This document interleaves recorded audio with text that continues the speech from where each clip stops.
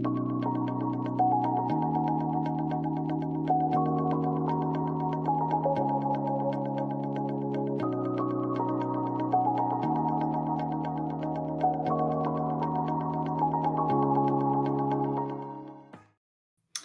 morning. It's Friday, August 15th. The multi-front war in the Middle East is now 679 days old. I'm your host, Janatan Sayeh. Welcome back yet again to the FDD Morning Brief. Donald Trump is on his way to Alaska for that summit with Vlad Putin. We'll be tracking that and maybe talking about it next week. Hopefully, we'll be hearing some good news. Meantime, some interesting news broke last night about how the Iranian regime appears to have hacked the phone of former Israeli Yamina Party co-leader Ayelet Shaked. You'll recall that she partnered with Naftali Bennett before Bennett went on to accept the role of prime minister, working with centrist and left-of-center figures that Shaked would not deign to partner with. It's unclear what the Iranians got out of her phone, but here's the thing about Israeli politics. Once you're in, you never quite leave. I'm going to assume that the regime got some good stuff off of her device, but clearly not enough of it because Israel undeniably got the best of the regime during those 12 days of fighting.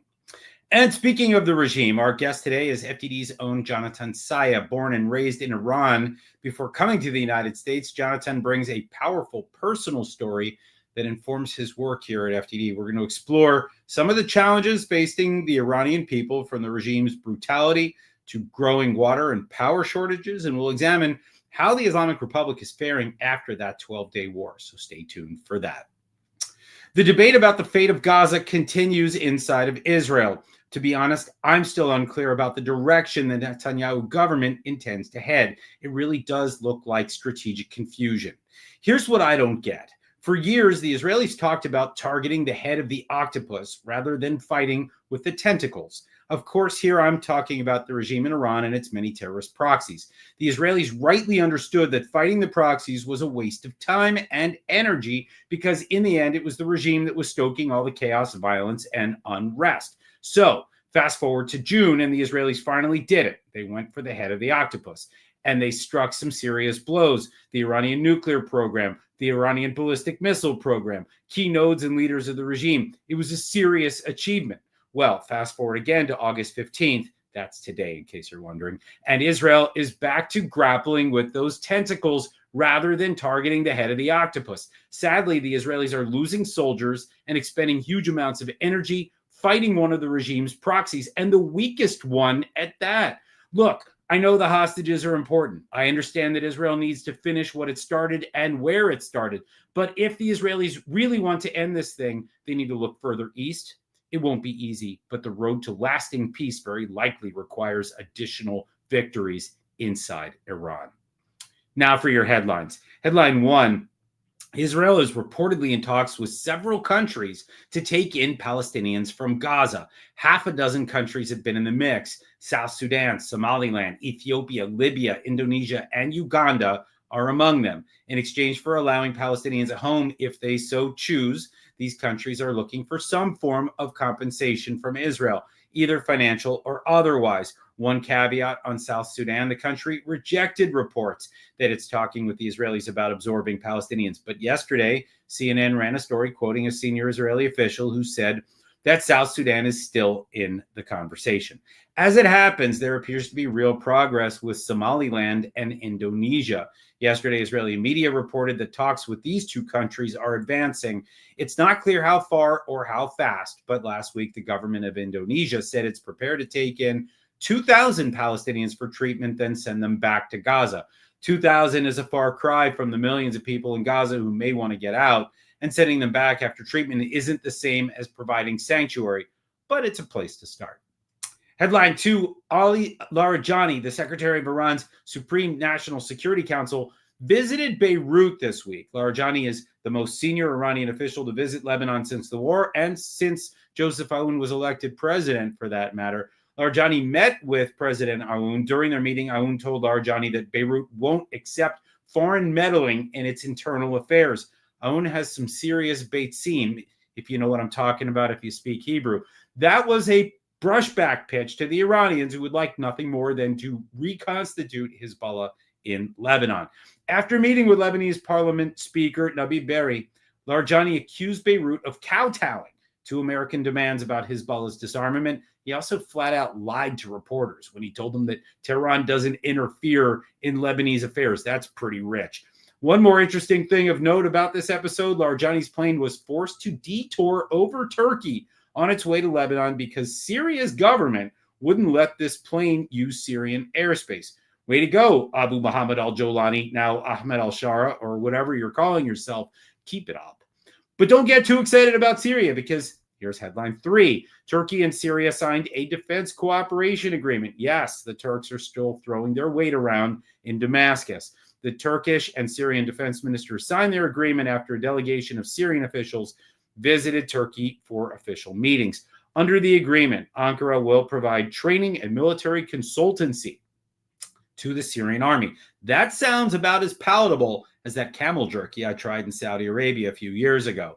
Yesterday, Turkish defense officials said that Ankara will also provide weapons, military equipment, and logistical support to Syrian troops. The idea is to leverage Turkish experience and know-how to strengthen the Syrian army's capabilities. Last month, the Syrian government specifically asked Turkey to help strengthen its defenses after those deadly sectarian clashes in southern Syria that prompted Israel to intervene. So is this plus up in military capabilities a response to Israel or an effort to deter Israel in the future? Sure seems like a possibility. And bonus headline 4, France, Germany, and the UK may impose sanctions on Iran again. Earlier this week, the trio known as the E3 told UN Secretary Antonio Guterres that they're prepared to reimpose or snap back sanctions on Iran if the regime doesn't come to a new nuclear agreement by the end of August. Tehran is predictably not happy. In an interview on Iran State TV, Iranian Foreign Minister Abbas Araghchi said Tehran is working with China and Russia to prevent the snapback sanctions from having an impact. I've said it before, and I'll say it again. Iran, Russia, and China are, in fact, an axis. All right. Last episode, we had on a rising star from FDD to talk to us about Jordan and Syria. That was Ahmed Sharawi. It's now time for a conversation with another rising star. I'm talking here about FDD research analyst Janatan Sayeh. So without further ado, let's bring Janatan onto the show. Welcome to the program, Janatan Sayeh. Good morning. Great to be with you. All right. Great to have you. This is the first time we're having you on the program. So give us the story. What brought you to FDD? Absolutely. So as you noted, I was born and raised in Iran. I was civically active during the 2009 protests, which I'm sure we'll get to in a little bit. But that was a very pivotal moment for people in my generation that were hoping to bring change through the system while we were still in Iran. But shortly after I left due to religious persecution, being raised Jewish, and of course that's an issue that's not necessarily stemming from the Iranian society, but more so state enforced, and that's the systemic nature of it. So shortly after, I was able to, in 2013, move to the States. I was already an adult at that time, and then pursued education in the University of California, Berkeley. I studied political science and Arabic. And because I still had family in Iran, I wasn't able to do public-facing work while being in DC. But once that got resolved, of course, I've known about FDD for the longest time. And I think at that time, Mark Dubovitz was getting sanctioned by the Iranian regime officially. And that was the moment that I realized if you want to be on the front lines of battling the Islamic Republic here in Washington, D.C., no better place than FDD. And that has been the case for quite a while now. Of course, FDD itself has been sanctioned, as have other colleagues as well. And the regime continues to express its displeasure with our work, thanks in part to some of what you're doing, Janatan. So we thank you for that. When you lived in Iran, I mean, I want to dig in a little bit to, how you handled the politics there. I mean, you mentioned you were there in 2009. There were huge protests. There's a kind of an activism culture, but people pay a price for it, including some of our colleagues. So how did you navigate all of that? So what was very interesting about the 2009 movement was the fact that at the time, Iran, of course, was becoming more and more of a young population. So the younger millennials were increasingly getting more involved in politics. And at the time, there were still hopes of reform through the system, like I mentioned. So the quote-unquote reformist faction, which at this point now we've lost all hopes about. But there were aspirations to be able to bring change without total regime change or regime collapse. But after the crackdowns during 2009, following the elections, it was quite heavy. So a lot of my friends, people that I were close with, we were engaging in politics.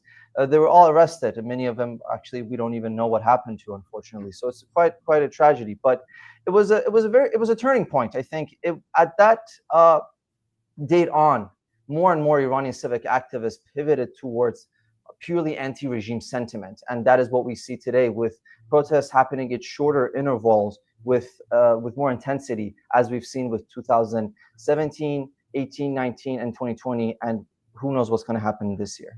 Right. So, okay, let's get to that. Here we are, more than 15 years later. You're working for a think tank where most of us openly support regime change in Iran. What does regime change look like in your view? And maybe on top of that, what would external support look like for the people of Iran coming from the United States or maybe other Western capitals? Sure. So in the Iranian context, probably what we would see is more likely to be regime collapse than the conventional term of regime change that has been used. For example, in Iraq and Afghanistan, the number one difference is the fact that I don't think any Iranian opposition group, no matter where they're based, are advocating for boots on the ground. So the key thing with the Iranian context is that the people will continue to be the main leverage against the Islamic Republic.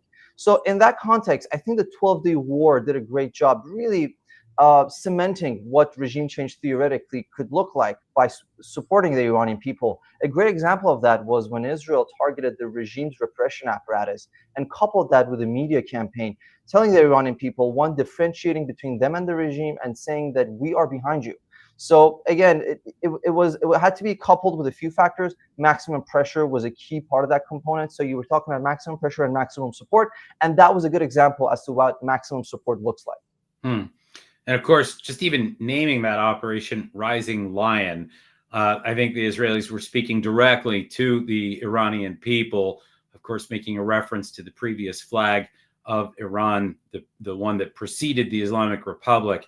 I think that was interesting too. But all right, so let's talk about what is motivating Iranians right now inside Iran. I know you've written about Iran's water scarcity. We hear about power shortages. How are Iranians on the ground viewing these multiple resource crises in the country? Is that what's tipping the balance here, or is it something else, or is it a combination?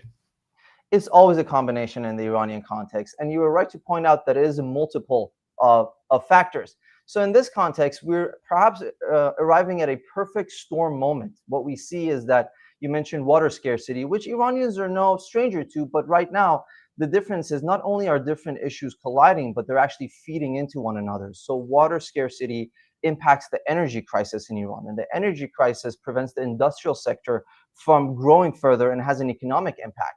Once you couple that with another threat of a war looming, but most importantly, the looming threat of snapback sanctions. Even the regime officials themselves, I was reading, I think it was a Telegraph article a couple of days ago, mentioning that the regime in Tehran sees snapback sanctions as potentially as an existential threat. And that is because of the internal crises that are going on, overlapping issues. And you have a population that's majority under 30, young, disillusioned. And at this point in time, when you talk about support for the regime, the average regime supporter on the ground still needs electricity and water. So we're perhaps moving towards a scenario which the average person following the regime or being supportive of the Islamic Republic no longer has an incentive to maintain that ideology supporting that regime. Let me ask you something else. I mean, this has been kind of itching in the back of my mind for a while, and you're a perfect person to ask about this.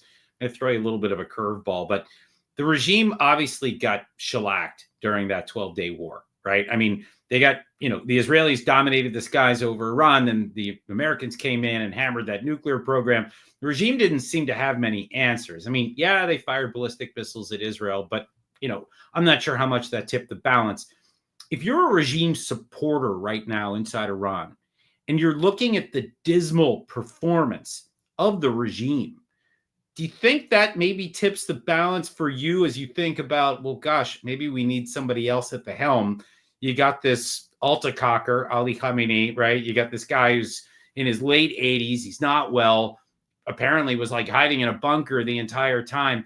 I mean, when we think about regime change, do you think there's a possibility of somebody within maybe mounting a challenge against the regime itself we haven't talked about that a whole lot in public. I came across a very interesting article a couple of days ago that was citing anonymous Mossad officials that were talking about during the 12-day war, the majority of the quote-unquote commandos on the ground were Iranian dissidents. And that in itself, I think, is indicative of the fact that we're seeing frictions within the regime. So probably what was the most likely scenario is that the people that were waging the war against the Islamic Republic within Iran's border, who were Iranian nationals, likely were not simply civic activists. They must have been from the regime's military apparatus, whether the IRGC or the conventional military. So we're seeing frictions probably within the regime. We know there's competition amongst different officials. As we've seen, Mossad being able to exploit the inner regime rivalries, whether it's between the Ministry of Intelligence and the IRGC intelligence or whatever the apparatus may be. So that's one angle. But looking at the average supporters, civilian supporters, from their perspective, the Islamic Republic's reputation and their internal propaganda has been the main driving force, keeping these people in line. So long as the regime is able to drive the narrative, these people will continue to follow that propaganda, but we don't see that as much anymore. We see a lot of counter information being offered, whether it's by Israelis or different Iranian dissidents based outside. So once you shatter that image, which Israel was able to do, that was the biggest blow to the regime, because they're no longer able to be the mighty defender of whether the Islamic Republic or Iranian national interests. They just come off as, one, militarily incapable, but more importantly, incompetent when it comes to managing the country, as we've seen with water scarcity and power outages. Yeah, and I guess that's really what I'm thinking about, is that incompetence all around right now.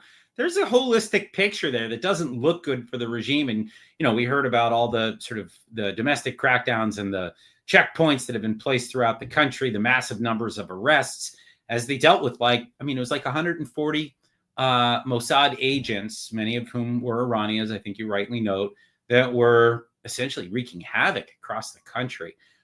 Truly remarkable, and they didn't seem to have much of an answer for it. And it's unclear right now whether these arrests have actually stopped the potential for future action. I mean, we continue. You of course contributed to a recent visual with Mufti, where we look at all the different kind of asymmetric gray zone attacks that have taken place inside the country since the war ended, and I think that's significant.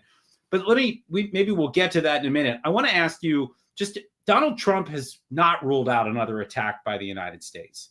So in your view, if there was another attack on the regime, and I think it's not out of the realm of the possible that something like this happens again. I mean, I was reading this morning that there are credible reports that China is helping to replenish the regime, its air defenses, as well as its ballistic missiles, that there is truly an effort to try to get the regime back to its previous levels of readiness and strength. So what would another attack by the US or Israel or both, what would that look like in your view? You're very right to point out the Chinese involvement in this scenario when it comes to Iranian ballistic missiles. And the regime itself sees that as the main deterrence against another attack. They really propagated this narrative about how the ballistic missiles actually saved them from collapsing. So probably what we would see is similarly to the 12-day war. It's going to be in conjunction with attacking the ballistic missiles and the nuclear facilities, because one, we still don't know exactly, at least publicly, where the enriched uranium is. We see conflicting reports coming from Tehran, so that's a concern of, I think, the West. Another angle is the tunnels under specifically the Isfahan facility. We still don't know what the status with that is. And of course, you have the issue of centrifuges and producing actually those centrifuges. But perhaps this time around, what we might see more so is more communication towards the Iranian people, maybe a wider PR campaign. Last time, there were a few discrepancies when it came to the public messaging towards Iranian, the diplomatic messaging. In addition to that, all the information was being disseminated by official Israeli accounts and government officials and the IDF officials. We didn't see a wide campaign that also leveraged Iranian influencers as well, just to really to dominate the media apparatus. So what we will see is Israel trying to find the gaps during the 12-day war and address them, which would be, as I mentioned, targeting the apparatus and finishing the job when it comes to both ballistic missile launchers and the remainder of the nuclear infrastructure.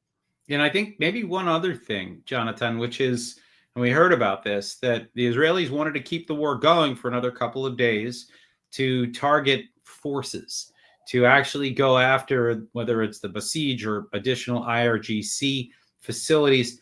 Apparently, they were deterred.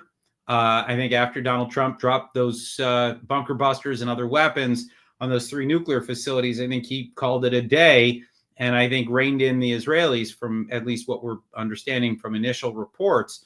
And so maybe there are additional Israeli strikes on some of those sorts of facilities, and who knows what kind of impact that might have.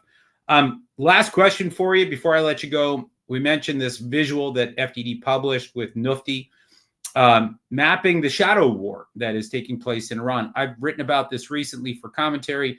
The Israelis call it their campaign between the wars, that they carry out gray zone attacks to try to keep the regime off balance. They were doing it in Syria before. They've done it or they're still doing it in Lebanon right now. I think this is their new strategy, right? Of just constantly operating in the gray zone, not taking credit for what they do. But maybe tell us a little bit about what your map has revealed. Are you sensing patterns? Are you seeing things that maybe we can read into the strikes that have taken place thus far? So the main pattern that we've seen so far is that, of course, the Mossad has been active in Iran even before the war. There were numerous acts of sabotage or assassination against military and nuclear targets. And now with this shadow war, we can confirm that those suspicions were true and Mossad was in fact behind them. But the most interesting thing about the recent wave of explosions is that it's not only targeting the military infrastructure, it's a targeted campaign against certain economic sectors that are basically ruled by a very small handful of kleptocrats. So it might be another agenda from the Mossad to ensure that the very few oligarchs that are remaining in Iran that are loyal to the Islamic Republic, who are not sanctioned, operate in the gray zone. If the time came, they're able to immediately switch sides and actually aid whatever the anti-regime movement is inside the country. So that's the main pattern that's really striking out. But ultimately, it's a matter of whether these different acts of sabotage are going to continue in the gray zone, or once Iran retaliates and actually exits out of the NPT, if snapbacks were to be implemented, we might see another renewed wave of attacks that are more overt. All right. Well, we'll watch as we wait. I want to thank you, Janatan Sayeh, for joining us today on the FDD Morning Brief. Thank you. All right. Another rising star there at FDD. Love bringing on some of that young talent. Here's what FDD has on tap for you today. FDD's Max Meizlish and Bridget Toomey have a sharp piece in the Wall Street Journal exposing the UN's latest blunder. The UN bought an oil tanker, and it was originally intended for use by Yemen's state oil company, except now this vessel is effectively enabling the Houthis' illicit activities, including moving sanctioned Russian oil. As my colleague Cliff May wrote in his latest column in the Washington Times, remind me, what purpose does the UN serve? Good question. Meanwhile, my colleagues Mark Montgomery and John Hardy lay it all out plainly in the New York Post. At the upcoming Alaska summit, President Donald Trump must stand firm, making it clear that continued Russian aggression in Ukraine will bring nothing but trouble for Moscow. And if you ask me, Trump playing an instrumental role in halting the bloodshed in Ukraine wouldn't just be a win for Kyiv, it would be a defining moment for Trump's legacy of peacemaking. Finally, FDD founder and president Cliff May, in his aforementioned Washington Times column, takes aim at the United States fair weather friends. France, the United Kingdom, and other so-called allies who completely derailed the U.S.-led hostage ceasefire talks by rewarding Hamas's ongoing atrocities. I'm referring here to their declaration that they would soon be recognizing a Palestinian state. Hardly the behavior of trustworthy partners. All right, folks, it's time to call it a week. And what a week it's been. If you're itching for more smart things to fill your brain, check out the expert analysis on our website, read our quick takes on X, or watch the videos we post on Instagram and YouTube. You can make that generous tax-deductible donation anytime, today, over the weekend, next week, next month. Do it at fdd.org/invest. Tune in Monday for another can't-miss episode of the FDD Morning Brief. Until then, have a great weekend. Let's hope it's a quiet one. I'm Janatan Schanzer signing off for FDD.